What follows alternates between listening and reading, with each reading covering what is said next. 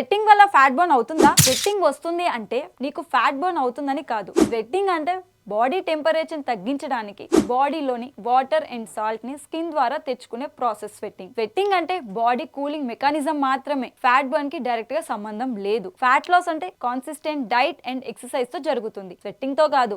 ఈ sweating amount కూడా temperature ని బట్టి, humidity, hydration level and fitness level మీద డిపెండ్ అయి ఉంటుంది. స్వెట్టింగ్ ఎక్కువ అవుతుంది అంటే ఫ్యాట్ బర్న్ అవుతుంది అనుకోవడం తప్పు. ఫ్యాట్ బర్న్ అంటే బాడీలోని స్టోర్డ్ ఫ్యాట్ ని ఎనర్జీగా వాడటం. ఇది జరగాలి అంటే నీకు క్యాలరీ డెఫిసిట్ లో ఉండాలి అండ్ ఎనర్జీ కన్సంప్షన్ కూడా ఎక్కువ ఉండాలి నీ ఎనర్జీ ఇంటేక్ కన్నా. స్వెట్టింగ్ దానికి డైరెక్ట్ గా సంబంధం లేదు. స్వెట్ పడేటప్పుడు టెంపరరీ వెయిట్ లాస్ మాత్రమే ఉంటుంది, అది వాటర్ లాస్ మాత్రమే, ఫ్యాట్ కాదు.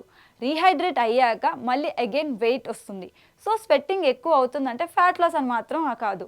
ఫ్యాట్ బర్న్ చేయాలి అంటే రెగ్యులర్ ఎక్సర్సైజ్ చేయాలి, like cardio, strength training, calorie deficit maintain చేయాలి. అలాగే సరైన ప్రాపర్ స్లీప్ అండ్ రికవరీ కూడా ముఖ్యం. ఇలాంటి హెల్త్ టిప్స్ కోసం యూటీవీ హెల్త్ ని సబ్స్క్రైబ్ చేసుకోండి.